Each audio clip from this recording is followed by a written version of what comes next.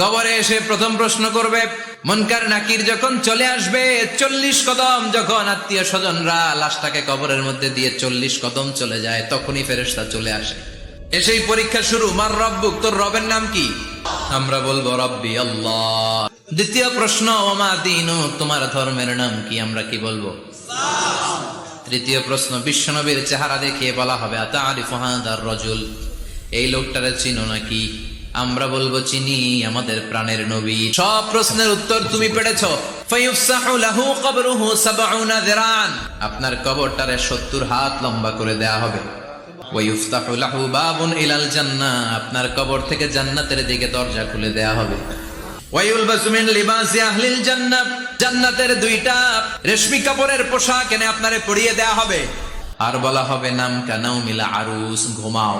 তোমাকে লম্বা সময় পাড়ি দিতে হবে, ঘুমাও। কানাউমিল আরুস, যেমনি